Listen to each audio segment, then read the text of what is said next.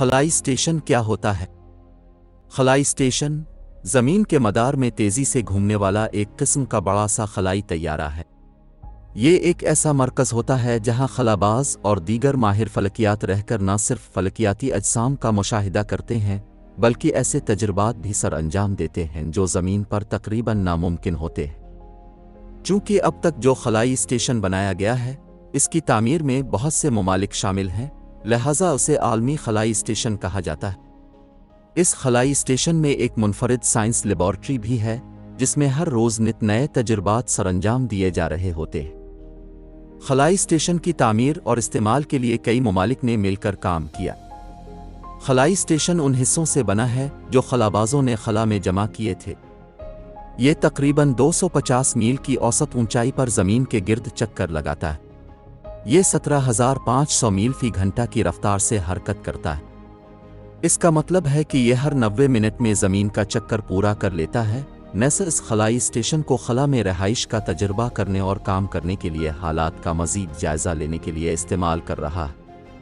NASA के अख़ज़ शुदा नताइज पहले की निस्बत कई ज़्यादा लोगों को खला में भेजने के काम आएंगे। खलाई स्टेशन कितना पुराना है? मौजूदा बैन अल-अक़वामी खलाई स्टेशन का पहला टुकड़ा नवंबर 1998 में लॉन्च किया गया था। फिर स्टेशन को लोगों की रहाइश के काबिल बनाने के लिए अगले 2 सालों में खलाई स्टेशन के मज़ीद टुकड़े जोड़े गए। खलाबाजों का पहला ग्रुप 2 नवंबर 2000 को पहुंचा। तब से मुख्तलिफ खलाबाज खलाई स्टेशन पर मुकीम हैं। वक्त के साथ साथ मज़ीद टुकड़ों को खलाई स्टेशन में शामिल किया गया है। नासा और दुनिया भर से इसके शिराकतदारों ने 2011 में खलाई स्टेशन की तामीर मुकम्मल की। खलाई स्टेशन कितना बड़ा है?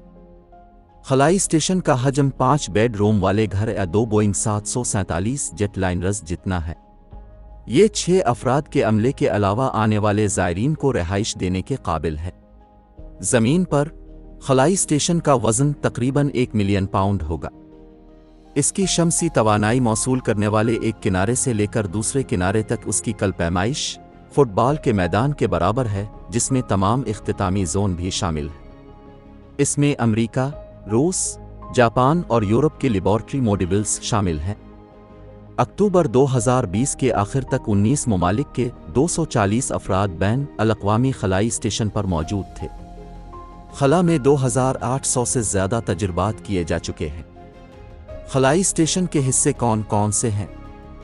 लेबॉर्ट्रियों के अलावा खलाई स्टेशन के बहुत से दूसरे हिस्से हैं।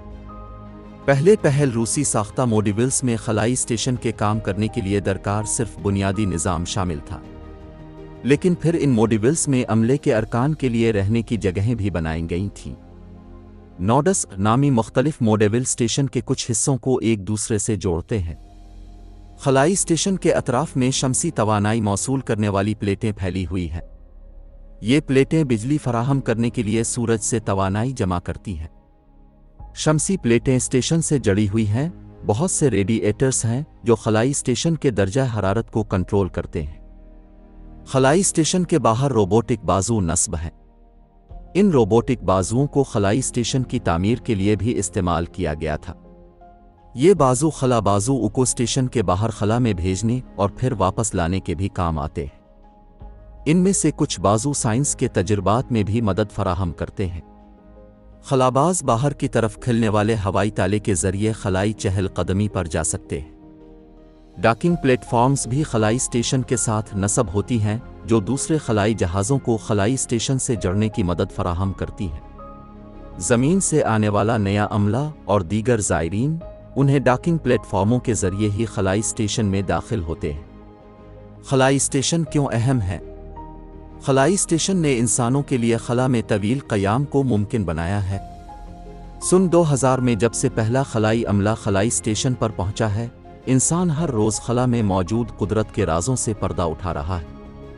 खलाई स्टेशन की तजर्बागाहें अमले के अरकान को ऐसी तहकीक की सहूलत फराहम करती हैं जो कहीं और नहीं की जा सकती। ये साइंसी तहकीक ज़मीन पर लोगों को फ़ायदा पहुंचा रही है।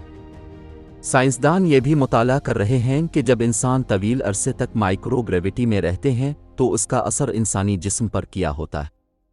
नासा और उसके शिराकतदारों ने खलाई स्टेशन में तवील क़याम के ज़रिए खलाई जहाज़ को तवील अरसे तक काम करवाने का तरीका भी सीख लिया है। ये तमाम असबाब मुस्तक़बिल की खलाई तहक़ीक़ के लिए अहम संग मील साबित होंगे।